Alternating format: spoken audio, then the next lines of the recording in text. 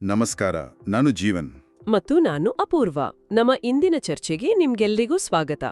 ಇಂದು ನಾವು 17ನೇ ಶತಮಾನದ ಒಬ್ಬ ಬಹಳ ಪ್ರಮುಖ ಕವಿ ಜಾರ್ಜ್ ಹರ್ಬರ್ಟ್ ಅವರ ಡಿಸಿಪ್ಲಿನ್ ಅನ್ನೋ ಒಂದು ಕವಿತೆಯ ಬಗ್ಗೆ ಮಾತಾಡೋಣ ಅಂತಿದ್ವಿ. ಹೌದು, ಇದು ಅವರ ದ ಟೆಂಪಲ್ ಅನ್ನೋ ಒಂದು ದೊಡ್ಡ ಸಂಗ್ರಹದಿಂದ ಬಂದಿರೋದು. ಆಕ್ಚುಲಿ ಈ ಕವಿತೆಯೊಳಗೆ ಹೋಗೋ ಮುಂಚೆ ಹರ್ಬರ್ಟ್ ಅವರನ್ನ ಮೆಟಾಫಿಸಿಕಲ್ ಕವಿ ಅಂತ ಯಾಕೆ ಕರೀತಾರೆ ಅಂತ ಸ್ವಲ್ಪ ಅರ್ಥ ಮಾಡ್ಕೋಬೇಕಲ್ವಾ? ಖಂಡಿತ. ಮೆಟಾಫಿಸಿಕಲ್ ಅಂದ್ರೆ ಅದು ಕೇವಲ ಭಾವನೆಗಳ ಬಗ್ಗೆ ಬರೆಯೋದಲ್ಲ. ಬದಲಿಗೆ ಅವರ ಕವಿತೆಗಳಲ್ಲಿ ಒಂದು ರೀತಿ ಬೌದ್ಧಿಕ ವಾದ ಇರುತ್ತೆ. ಅಂದ್ರೆ ವಿಜ್ಞಾನ, ಕಾನೂನು, ಧರ್ಮ ಹೀಗೆ ಬೇರೆ ಬೇರೆ ಕ್ಷೇತ್ರಗಳಿಂದ ರೂಪಕಗಳನ್ನ ತಂದು ಪ್ರೀತಿ ಅಥವಾ ದೇವರಂಥ ವಿಷಯಗಳನ್ನ ಒಂದು ಏಕ್ದಮ್ ಹೊಸ ರೀತಿಯಲ್ಲೇ ವಿಶ್ಲೇಷಣೆ ಮಾಡೋದು. ಅಂದ್ರೆ ಹೃದಯದ ಜೊತೆ ಮೆದುಳಿಗೂ ಕೆಲಸ ಕೊಡುವಂತ ಕವಿತೆಗಳು.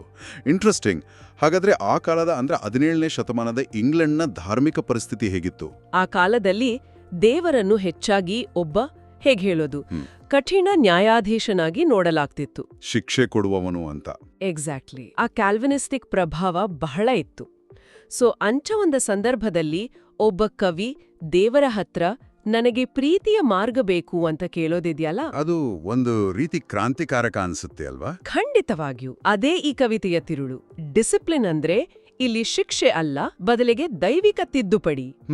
ಆದ್ರೆ ಆ ತಿದ್ದುಪಡಿ ಕೋಪದಿಂದ ಬೇಡ, ಪ್ರೀತಿಯಿಂದ ಆಗ್ಲಿ ಅನ್ನೋದು ಕವಿಯ ಮನವಿ. ಹಾಗಾದ್ರೆ ಮೊದಲನೇ ಪದ್ಯದಿಂದನೇ ಶುರು ಮಾಡೋಣವೇ? ಆಯ್ತು.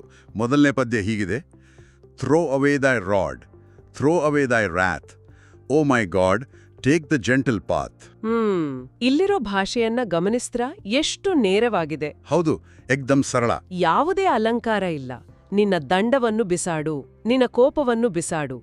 ಇದು ಒಂದು ತುಂಬಾ ತುರ್ತಾದ ಮನವಿ ಅಂತ ಅನ್ಸುತ್ತೆ. ಹೌದು, ಇದೊಂದು ಪ್ರತಿಭಟನೆಯ ತರ ಇಲ್ಲ, ಬದಲಿಗೆ ಒಬ್ಬ ಭಕ್ತನ ಹೃದಯಾಳದ ಪ್ರಾರ್ಥನೆ ತರ ಇದೆ. ನಿಜ. ಆ ದಂಡ ಮತ್ತೆ ಕೋಪ ಇವೆರಡು ಹಳೆಯ ಒಡಂಬಡಿಕೆಯಲ್ಲಿ ದೇವರ ನ್ಯಾಯವನ್ನು ಪ್ರತಿನಿಧಿಸುತ್ತೆ. ಆದ್ರೆ ಕವಿ ಇಲ್ಲಿ ಹೊಸ ಒಡಂಬಡಿಕೆಯ ಪ್ರೀತಿಯ ಮಾರ್ಗಕ್ಕಾಗಿ ಬೇಡಿಕೊಳ್ತಿದ್ದಾರೆ. ಒಂದು ರೀತಿ ನನಗೆ ಆ ಕಠಿಣ ದೇವರು ಬೇಡ, ಪ್ರೀತಿಯ ದೇವರು ಬೇಕು ಅಂತ ಹೇಳಿದಾಗೆ ಆಗಿದೆ. ಸೊ ತಮ್ಮ ವಾದಕ್ಕೆ ಕಾರಣವನ್ನ ಅವರು 2ನೇ ಪದ್ಯದಲ್ಲಿ ಕೊಡೋಕೆ ಶುರು ಮಾಡ್ತಾರೆ. For my heart's desire and to thine is bent, I aspire to a full consent. ಇಲ್ಲಿ ನೋಡಿ, ಅವರು ತಮ್ಮ ವಾದವನ್ನ ಮುಂದಿಡ್ತಾರೆ. ನನ್ನ ಹೃದಯದ ಆಸೆ ಈಗಾಗ್ಲೇ ನಿನ್ನ ಇಚ್ಛೆಯ ಕಡೆಗೆ ಬಾಗಿದೆ. ಹೌದು, ನಾನು ನಿನ್ನೊಂದಿಗೆ ಸಂಪೂರ್ಣವಾಗಿ ಒಂದಾಗಬೇಕು ಅಂತ ಆಸೆ ಪಡ್ತಿದ್ದೀನಿ.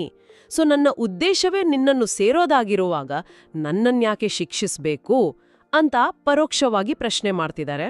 ನಂಗೆ I aspire to a full consent ಅನ್ನೋ ಸಾಲು ತುಂಬಾ ಇಷ್ಟ ಆಯ್ತು. ಇದು ಸುಮ್ಮನೆ ನಾನು ನಿನ್ ಮಾತು ಕೇಳ್ತೀನಿ ಅನ್ನೋದಕ್ಕಿಂತ ತುಂಬಾ ಆಳವಾಗಿದೆ. ಹೌದು, ನನ್ನ ಮತ್ತು ನಿನ್ನ ಇಚ್ಛೆ ಒಂದೇ ಆಗ್ಬೇಕು, ನಾನು ಖುಷಿಯಿಂದ ನಿನ್ನನ್ನು ಒಪ್ಕೊಳ್ಬೇಕು ಅನ್ನೋ ಒಂದು ಬಯಕೆ. ದೇವ್ರ ಮುಂದೆನೇ ವಾದ ಮಾಡೋ ಧೈರ್ಯ ಇದು. ಅದ್ಭುತವಾದ ಪಾಯಿಂಟ್. ಅದೇ ಮೆಟಾಫಿಸಿಕಲ್ ಕವಿಗಳ ವಿಶೇಷತೆ. ಅವರ ಭಕ್ತಿ ಕುರುಡು ವಿಧೇಯತೆ ಆಗಿರ್ಲಿಲ್ಲ. ಅದು ಪ್ರಶ್ನೆ ಮಾಡುವ, ವಾದಿಸುವ ಒಂದು ಜೀವಂತ ಸಂಬಂಧ ಆಗಿತ್ತು. ಅದಕ್ಕೆ ಅವರ ಕವಿತೆಗಳು ಇವತ್ತಿಗೂ ಅಷ್ಟು ರೆಲೆವೆಂಟ್ ಅನಿಸೋದು. ಸರಿ, ತಮ್ಮ ನಿಷ್ಠೆಯನ್ನ ಅವರು ಮುಂದಿನ ಪದ್ಯದಲ್ಲಿ ಇನ್ನಷ್ಟು ಸ್ಪಷ್ಟಪಡಿಸ್ತಾರೆ. Not a word or look I affect to own, but by book and thy book alone. ಇಲ್ಲಿ ಥೈ ಬುಕ್ ಅಂದ್ರೆ ಬೈಬಲ್. ನನ್ನ ಪ್ರತಿಯೊಂದು ಮಾತು, ನೋಟ ಎಲ್ಲವೂ ನಟನೆ ಅಲ್ಲ ಅಂತ ಹೇಳ್ತಾರೆ. ಓಕೆ, ಅದೆಲ್ಲವೂ ನಿನ್ನ ಪುಸ್ತಕದಿಂದ ಮತ್ತು ನಿನ್ನ ಪುಸ್ತಕದಿಂದ ಮಾತ್ರನೇ ಬಂದಿದೆ ಅಂತ. ಇದು ಅವರ ಆಧ್ಯಾತ್ಮಿಕ ಬದ್ಧತೆಯನ್ನ ಸಾಬೀತು ಮಾಡೋ ಪ್ರಯತ್ನ. ಸರಿ, ತಮ್ಮ ಬದ್ಧತೆಯನ್ನ ಹೇಳಿದ ತಕ್ಷಣವೇ 4ನೇ ಪದ್ಯದಲ್ಲಿ ಅವರು ತಮ್ಮ ಇನ್ನೊಂದು ಮುಖವನ್ನ ತೋರಿಸ್ತಾರೆ. ಅಂದ್ರೆ ಮಾನವನ ದೌರ್ಬಲ್ಯ. Though I fail, I weep, though I halt in pace, yet I creep to the throne of grace. ಇದು ಇಡೀ ಕವಿತೆಯಲ್ಲೇ ಅತ್ಯಂತ ಪ್ರಾಮಾಣಿಕವಾದ ಒಂದು ಒಪ್ಪಿಗೆ ಅನಿಸುತ್ತೆ ನನಗೆ. ಹೌದಲ್ವೇ? ನಾನು ಸೋಲುತ್ತೇನೆ, ಸೋತಾಗ ಅಳುತ್ತೇನೆ. ನನ್ನ ಆಧ್ಯಾತ್ಮಿಕ ಪಯಣದಲ್ಲಿ ನನ್ನ ವೇಗ ಕಡಿಮೆಯಾಗಬಹುದು, ನಿಂತು ಕೂಡ ಬಿಡಬಹುದು.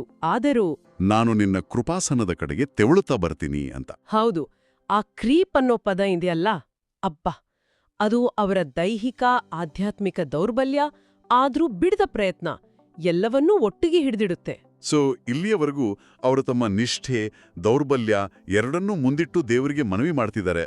ಆದರೆ 5ನೇ ಪದ್ಯದಲ್ಲ ಒಂದು ದೊಡ್ಡ ತಿರುವು ಸಿಗುತ್ತೆ. ಅವರು ಮನವಿಯಿಂದ ವಾದಕ್ಕೆ ಜಿಗಿತಾರಲ್ವಾ? ಖಂಡಿತ. ಇಲ್ಲಿಂದ ಕವಿತೆಯ ಸ್ವರನೇ ಬದಲಾಗುತ್ತೆ. 5ನೇ ಪದ್ಯ ಹೀಗಿದೆ: then let wrath remove, love will do the deed, for with love stony hearts will bleed. ಇದು ಕವಿತೆಯ ಹೃದಯ ಅಂತಾನೆ ಹೇಳ್ಬೋದು. ಕೋಪವನ್ನು ತೆಗೆದುಹಾಕು, ಪ್ರೀತಿಯೇ ಆ ಕೆಲಸವನ್ನು ಮಾಡುತ್ತದೆ ಅಂತ ಎಷ್ಟು ಧೈರ್ಯವಾಗಿ ಹೇಳ್ತಾರೆ ನೋಡಿ. ಯಾಕೆಂದ್ರೆ ಪ್ರೀತಿಯಿಂದ ಕಲ್ಲಿನಂತಹ ಹೃದಯಗಳು ರಕ್ತ ಸುರಿಸ್ತವೆ. ಬ್ಲೀಡ್ ಅನ್ನೋ ಪದ. ಹೌದು, ಇಲ್ಲಿ ಬ್ಲೀಡ್ ಅಂದ್ರೆ ಬರೀ ರಕ್ತ ಸುರಿಸೋದು ಅಂತಲ್ಲ, ಬದಲಿಗೆ ಕರುಗೋದು, ಮೃದುವಾಗೋದು, ಪಶ್ಚಾತ್ತಾಪ ಪಡೋದು, ಹೀಗೆ ತುಂಬಾ ಆಳವಾದ ಅರ್ಥಗಳಿವೆ. ಕಲ್ಲಿನಂತ ಹೃದಯ ಮೆತ್ತಗಾಗೋದು ಒಂದು ನೋವಿನ ಪ್ರಕ್ರಿಯೆ, ಆದ್ರೆ ಪರಿವರ್ತನೆಗೆ ಅದು ಬೇಕು ಅಂತ ಹೇಳ್ತಿದ್ದಾರೆ. ಎಕ್ಸಾಕ್ಟ್ಲಿ. ಶಿಕ್ಷೆ ಹೊರಗಡೆಯಿಂದ ಬದಲಾಯಿಸಿದ್ರೆ ಪ್ರೀತಿ ಒಳಗಿನಿಂದ ಪರಿವರ್ತಿಸುತ್ತೆ. ಪ್ರೀತಿಯನ್ನ ಕೇವಲ ಒಂದು ಮೃದುವಾದ ಭಾವನೆ ಅಂತ ನೋಡದೆ ಅದೊಂದು ಪವರ್ಫುಲ್ ಫೋರ್ಸ್ ಅಂತ ಇಲ್ಲಿ ಚಿತ್ರಿಸಿದ್ದಾರೆ. 6ನೇ ಪದ್ಯದಲ್ಲಿ ಈ ಕಲ್ಪನೆಯನ್ನ ಇನ್ನೂ ಒಂದು ಹೆಜ್ಜೆ ಮುಂದೆ ತಗೊಂಡು ಹೋಗ್ತಾರೆ. ಇದು ಬಹಳ ಅನಿರೀಕ್ಷಿತ. Love is Swift of foot, loves a man of war and can shoot and can hit from for. ಹೌದು, ಇದೊಂದು ಆಶ್ಚರ್ಯಕರ ರೂಪಕ. ಪ್ರೀತಿಯನ್ನ ಒಬ್ಬ ಯೋಧನಿಗೆ ಮ್ಯಾನ್ ಆಫ್ ವಾರ್ಗೆ ಹೋಲಿಸಿದ್ದಾರೆ.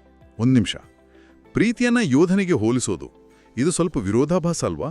ಯುದ್ಧದಲ್ಲಿ ಹಿಂಸೆ ಇರುತ್ತೆ. ಇಲ್ಲಿ ಹರ್ಬರ್ಟ್ ಏನ್ ಹೇಳಕ್ ಹೊರಟಿದ್ದಾರೆ? ಅತ್ಯುತ್ತಮ ಪ್ರಶ್ನೆ. ಇದನ್ನೇ ಮೆಟಾಫಿಸಿಕಲ್ ಕನ್ಸೀಟ್ ಅಂತ ಕರೆಯೋದು. ಓ ಹಾಗಾ?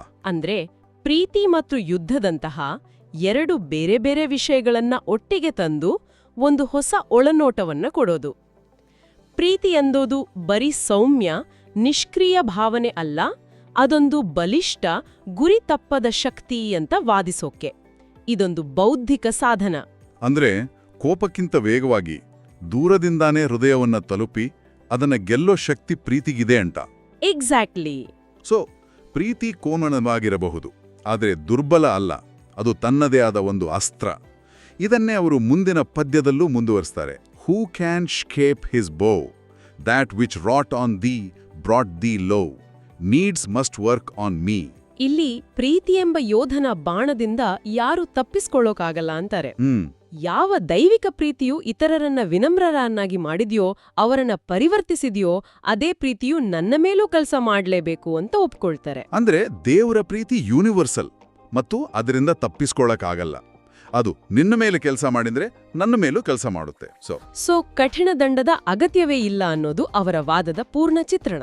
ಮತ್ತು ಕೊನೆಗೆ 8ನೇ ಪದ್ಯದಲ್ಲಿ ಇಷ್ಟೆಲ್ಲ ವಾದ ಮಂಡಿಸಿದ ಮೇಲೆ ಅವರು ತಮ್ಮ ಮೂಲ ಪ್ರಾರ್ಥನೆಗೆ ವಾಪಸ್ ಬರ್ತಾರೆ. Throw away thy rod, though man frail be, oh my God, take the gentle way. ಹೌದು, ಕವಿತೆ ಎಲ್ಲಿಂದ ಶುರುವಾಗಿತ್ತೋ ಅಲ್ಲೇ ಮುಗಿಯುತ್ತೆ. ಒಂದು ರೀತಿ ಚಕ್ರಾಕಾರದ ರಚನೆ. ಆದರೆ ಈಗ ಈ ಸಾಲುಗಳಿಗೆ ಒಂದು ಹೊಸ ಅರ್ಥ ಬಂದಿದೆ ಅಲ್ವಾ? ಖಂಡಿತ. ಮೊದಲನೇ ಪದ್ಯದಲ್ಲಿ ಅದು ಕೇವಲ ಒಂದು ಮನವಿಯಾಗಿತ್ತು. ಆದ್ರೆ ಈಗ ಪ್ರೀತಿಯೇ ಹೆಚ್ಚು ಶಕ್ತಿಶಾಲಿ ಅಂತ ವಾದ ಮಾಡಿದ ಮೇಲೆ ಈ ಮನವಿಗೆ ಒಂದು ಬೌದ್ಧಿಕ ತೂಕ ಬಂದಿದೆ. ಮನುಷ್ಯ ದುರ್ಬಲ ಇರಬಹುದು, ಆದರೆ ನಿನ್ನ ಪ್ರೀತಿ ಬಲಿಷ್ಠವಾಗಿದೆ. ಅದಕ್ಕೆ ದಯವಿಟ್ಟು ಸೌಮ್ಯ ಮಾರ್ಗವನ್ನೇ ಹಿಡಿ ಅನ್ನೋದು ಈಗ ಒಂದು ತಾರ್ಕಿಕ ತೀರ್ಮಾನದ ಹಾಗೆ ಕೇಳಿಸುತ್ತೆ. ಪರ್ಫೆಕ್ಟ್ ಆಗಿ ಹೇಳಿದ್ರಿ. ಹಾಗಾದ್ರೆ ಈ ಇಡೀ ಕವಿತೆಯ ಮೂಲಕ ಹರ್ಬರ್ಟ್ ಹೇಳೋದು ಇಷ್ಟೇನಾ?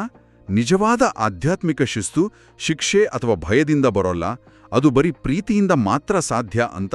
ನೀವ್ ಹೇಳಿದ್ದು ಸಂಪೂರ್ಣವಾಗಿ ಸರಿ. ಕೋಪವು ಬಾಹ್ಯ ನಡವಳಿಕೆಯನ್ನ ತಾತ್ಕಾಲಿಕವಾಗಿ ಬದಲಾಯಿಸಬಹುದು, ಆದ್ರೆ ಪ್ರೀತಿ ಮಾತ್ರ ಹೃದಯವನ್ನೇ ಶಾಶ್ವತವಾಗಿ ಪರಿವರ್ತಿಸುವ ಶಕ್ತಿಯನ್ನ ಹೊಂದಿದೆ. ಈ ಕವಿತೆಯಲ್ಲಿ ವಿನಯ, ಭಕ್ತಿ ಜೊತೆಗೆ ಒಂದು ರೀತಿ ಬೌದ್ಧಿಕ ಪ್ರಾಮಾಣಿಕತೆ ಎಲ್ಲವೂ ಅದ್ಭುತವಾಗಿ ಬ್ಯಾಲೆನ್ಸ್ ಆಗಿದೆ. ಹೌದು, ದೈವಿಕ ತಿದ್ದುಪಡಿಯು ಕರುಣೆ ಮತ್ತು ಸಹಾನುಭೂತಿಯಿಂದ ಕೂಡಿದ್ದಾಗ ಮಾತ್ರ ಅತ್ಯಂತ ಪರಿಣಾಮಕಾರಿ ಅನ್ನೋ ಒಂದು ಪ್ರೌಢ ಆಧ್ಯಾತ್ಮಿಕ ಒಳನೋಟವನ್ನ ಇದು ನಮಗೆ ಕೊಡುತ್ತೆ. ಇದು ನಿಜಕ್ಕೂ ಎಲ್ಲರೂ ಆಲೋಚಿಸಬೇಕಾದ ವಿಷಯ. ಇಂದಿನ ಈ ಚರ್ಚೆ ಹೊಸ ಆಲೋಚನೆಗಳಿಗೆ ದಾರಿ ಮಾಡಿಕೊಟ್ಟಿದೆ ಅಂತ ಭಾವಿಸ್ತೀವಿ. ಖಂಡಿತ. ಇದೇ ರೀತಿಯ ಆಳವಾದ ವಿಶ್ಲೇಷಣೆಗಳಿಗಾಗಿ ನಮ್ಮ ಯೂಟ್ಯೂಬ್ ಚಾನೆಲ್ಗೆ ಸಬ್ಸ್ಕ್ರೈಬ್ ಮಾಡೋದನ್ನ ಮರಿಬೇಡಿ. ಮುಂದಿನ ಚರ್ಚೆಯಲ್ಲಿ ಮತ್ತೆ ಭೇಟಿಯಾಗೋಣ.